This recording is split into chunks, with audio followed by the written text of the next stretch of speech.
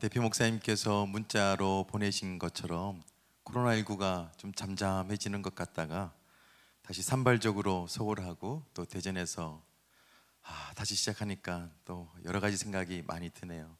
여하튼 우리가 할 수 있는 것은 교회에서 이렇게 안내하는 대로 꼭 따라 주시면 너무나 감사하겠습니다. 그래서 서울 수도권하고 또 대전에서 확진자가 발견했으니까 그 인근 동네에 갔다 오신 분들 같은 경우는 교회에 오시는 걸 조금만 온라인 예배로 들어주시면 감사하겠고요. 또 우리 목자들은 또 목자들대로, 교사들은 교사들대로 이렇게 따라주시면 너무나 감사하겠습니다. 하나님의 말씀을 같이 나눌 텐데요. 빌립보서 4장 8절에서 9절 말씀입니다. 우리 한 목소리로 읽었으면 좋겠는데 8절에서 9절 읽겠습니다. 시작.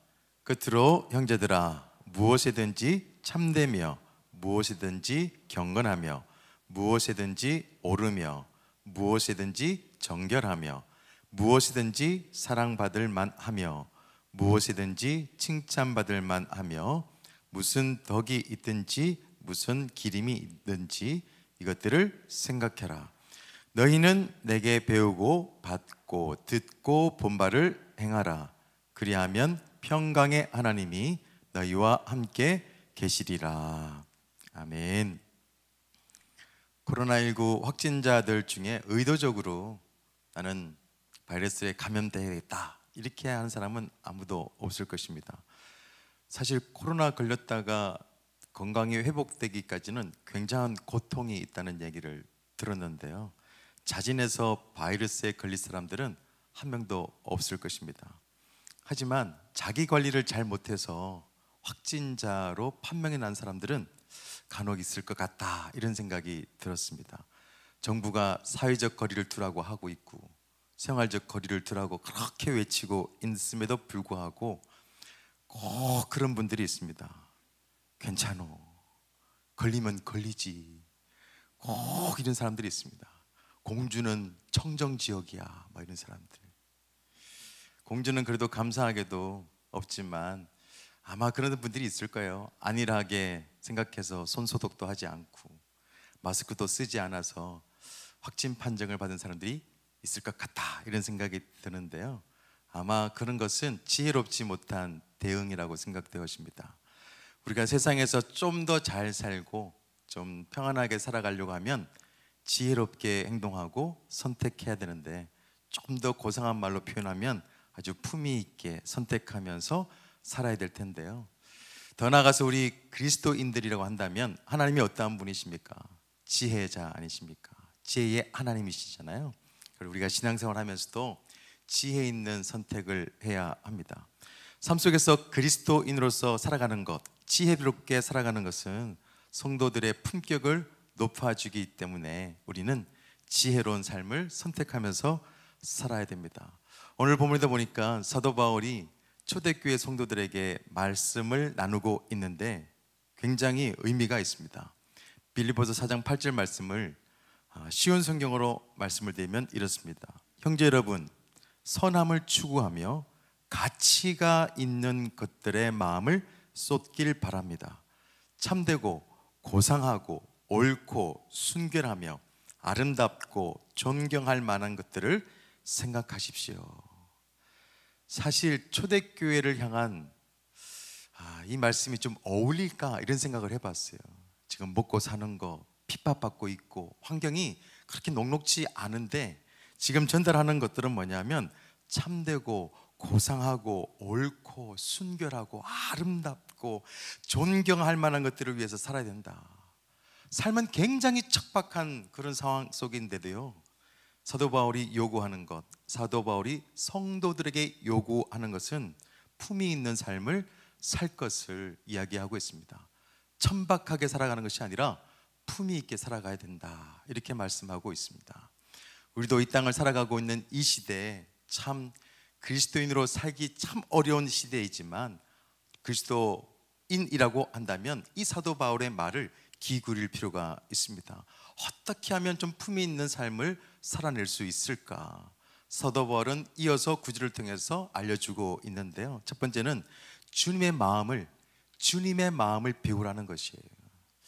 구절 이렇게 돼 있죠. 너희는 내게 배우고 받고. 2달 전에 한 통신사가 실제 5살 정도의 아이의 AI, 인공지능을 만들었어요. 2아이를 만들었는데 한 아동 인공지능에게는 유튜브를 계속 보여줬습니다. 계속 노출해줬어요. 그래서 영상 콘텐츠를 아주 무작위로 보여줬습니다.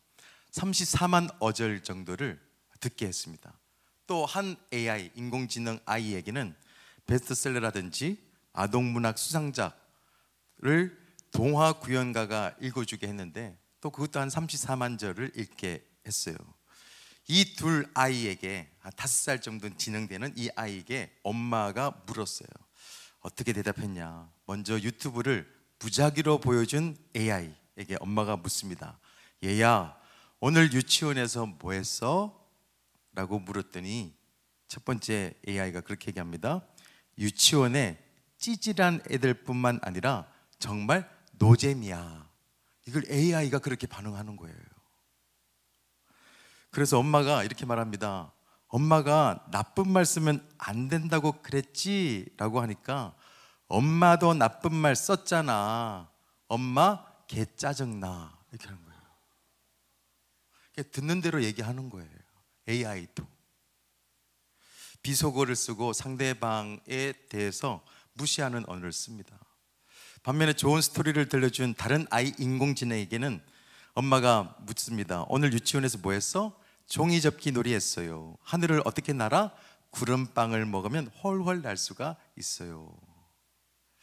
사람들도 마찬가지죠. 어른이든 아이든 듣는 것, 보는 것, 느끼는 것을 통해서 배워요. 지금도 우리는 배우고 있습니다.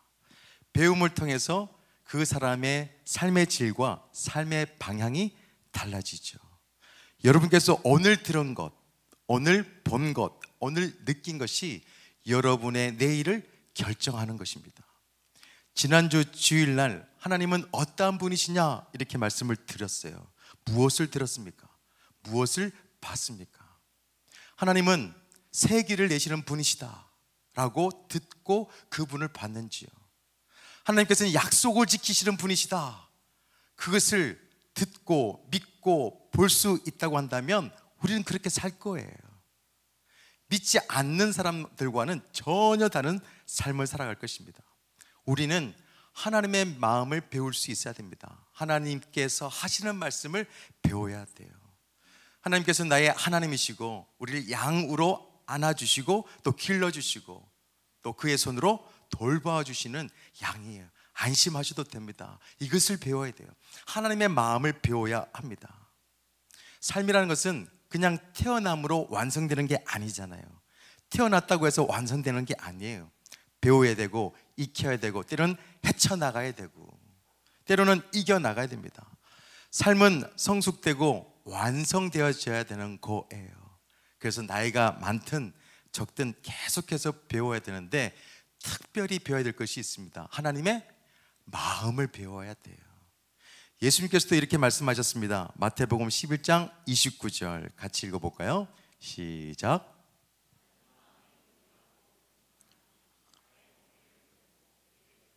그리하면 너희 마음이 쉼을 얻으리니. 주님께서도 자신을 배워라 이렇게 직접적으로 말씀을 해 주셨어요. 배워야 될 이유까지도 알려줬습니다. 말씀해 보니까 그리하면 너의 마음이 뭘 얻는다고요? 쉼을 얻는다고요.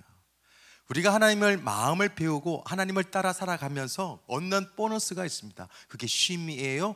안식입니다. 이렇게 불안하고 요동치고 흔들리고 있는 이 땅에서 정말 행복하게 살아갈 수 있는 것은 뭐냐? 하나님을 배우는 거예요. 그의 마음을 알아가는 것입니다. 그럴 때 우리는 안정감을 가질 수 있고 고상한 삶을 살 수 있고 안식하는 삶, 품위 있는 삶을 지켜내면서 살아갈 수가 있습니다. 하나님의 마음이 중요해요. 지금은 고인이 된 김수환 추기경이 이런 말을 좀 남겼는데요. 길을 가다가 지나가는 사람에게 묻습니다. 왜 사세요? 라고 물어보면 미친놈 취급받기 쉽습니다.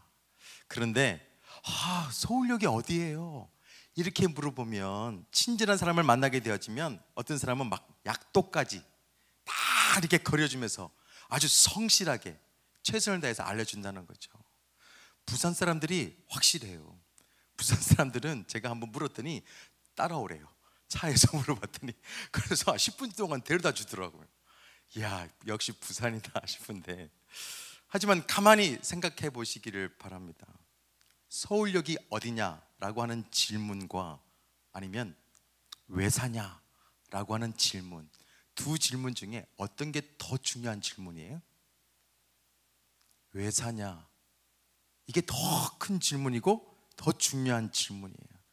근데 사람들은 진짜 중요한 질문에 답을 안 합니다. 미친놈 취급해요. 사소한 것에서는 목숨 거는 게 사람인 것 같다.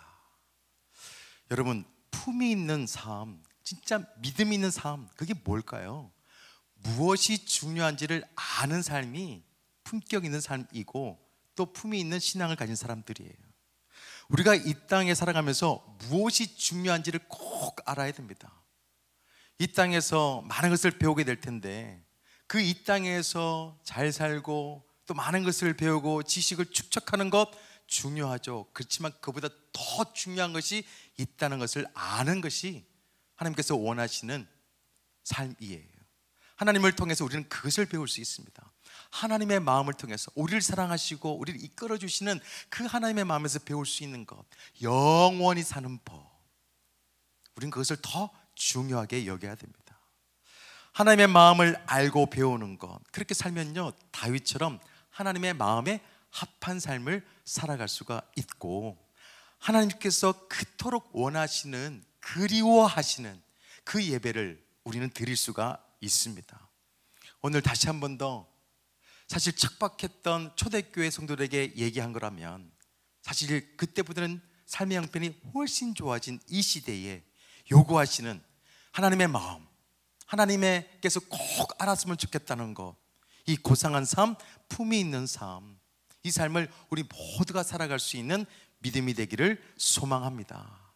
예배를 통해서 믿음의 선배들과 함께 목장 모임을 하면서 말씀을 통해서, RT를 통해서 그 하나님의 마음을 배울 수 있도록 하는 믿음, 저와 여러분의 믿음이 되기를 소망합니다.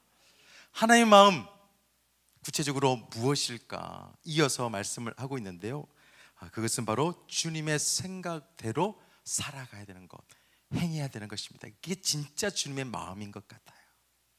9절 보니까 너희는 내게 배우고 받고 듣고 본 바를 어떻게 해요? 행하라고. 지난주에 백종원의 골목식당이 있었는데요, 백종원 씨가 서산 보셨어요 혹시?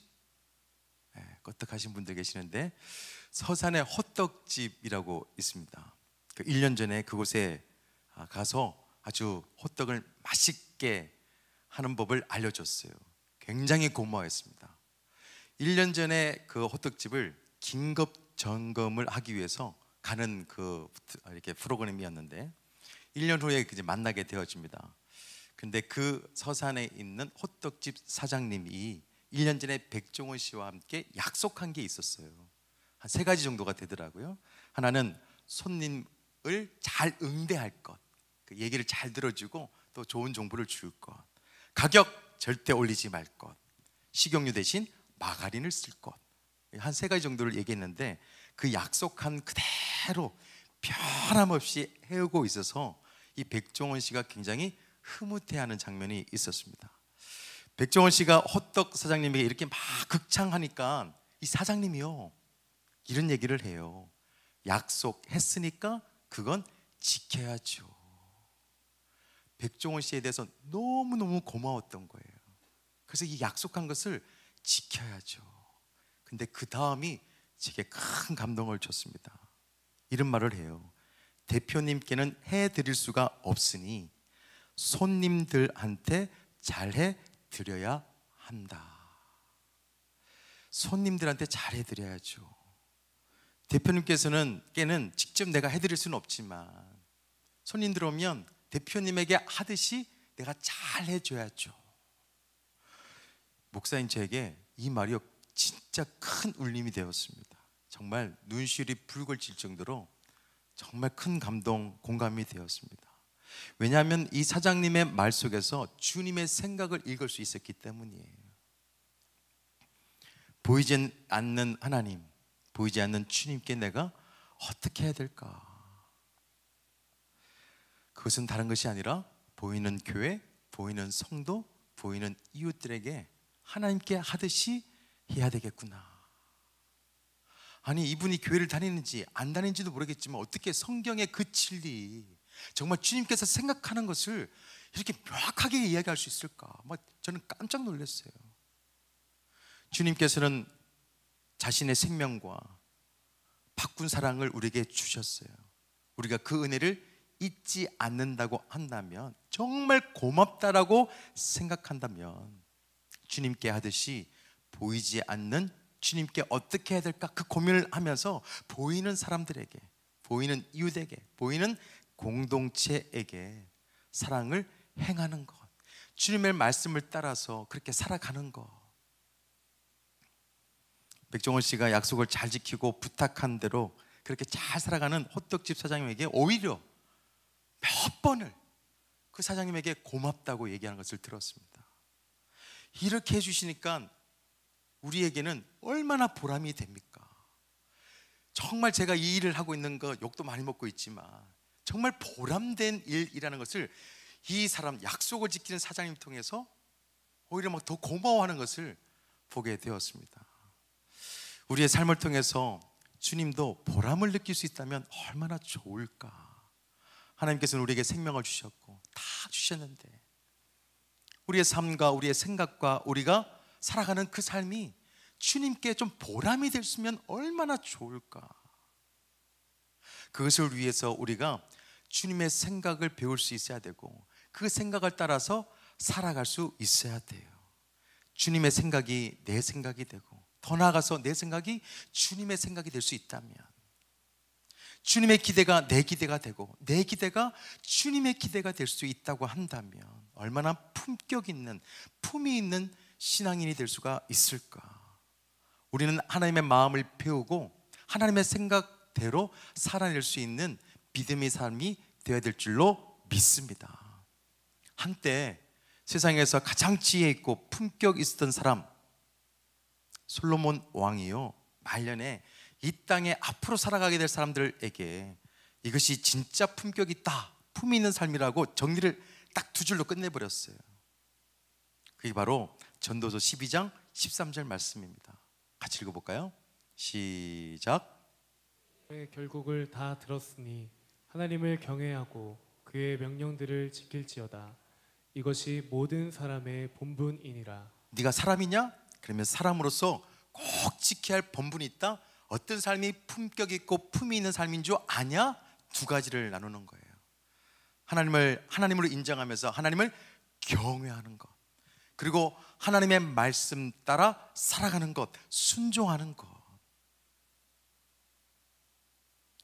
다시 말하면 주님의 생각대로 행하는 삶이야말로 사람의 본분이고 또 하나님 앞에 보여줄 수 있는, 드릴 수 있는 가장 품위 있는 삶이라는 것을 알려주고 있습니다. 그러면서 저는 이런 질문을 던졌어요. 그러면 주님께서 우리를 향한 그 생각들, 그 생각의 최종지가 어딜까? 그 끝이 어딜까? 이런 생각을 한번 해봤습니다. 주님께서 우리를 향한 생각의 그 끝이 어딜까? 목적지가 어딜까? 언뜻 드는 생각이 이것이었습니다. 머리가 아니라 손과 발이다. 하나님께서 생각하시는 최종 목적지, 그게 뭘까? 손과 발이다. 다시 말하면 그리스도인의 품위는 어디서 드러나냐? 손과 발에서 드러난다는 거예요. 하나님의 말씀을 묵상하는 것도 좋고 사역하는 것도 너무너무 좋고 하나님께서 주시는 말씀을 연구하는 것도 너무너무 좋고 하나님께서 일으키시는 기적을 체험하는 것도 너무너무 다 좋은데 진짜 중요한 것이 있다. 하나님께서 기대하시는 품격으로 살아가는 믿음이 중요하다. 믿음의 최종 목적지는 어디냐? 주님의 생각을 따라 살아가는 것인데 바로 순종이다. 그냥 눈으로 보고 귀로 듣고 그것으로 끝나는 것이 아니라 손과 발이 느껴야 된다. 믿음의 품격을 가지고 살았던 믿음의 영웅들이요, 다 그랬어요. 그들의 삶이 얼마나 멋졌냐, 그것은 다 손과 발에 있더라고요. 노아가 방주를 지을 때 손으로 짓고 있습니다. 수많은 사람들이 비웃었어요. 근데 그의 손은 하나님께서 말씀하시는 대로 방주를 짓고 있었어요. 그 위에 하나님의 역사가 있고 하나님의 축복이 있었습니다. 모세가 지팡이를 쥔 그 손을 반석에다가 딱 내려쳤을 때 물이 나온 거예요. 다 손끝에 있습니다. 요수아가 요단강 물에 첫 발을 믿음으로 딱 내디디니까 그때부터 요단강을 건넌 가나안 땅을 다 취할 수 있었던 거예요. 베드로도 마찬가지예요. 그가 꼭 쥐고 있었던 그 그물을 내어 놓았을 때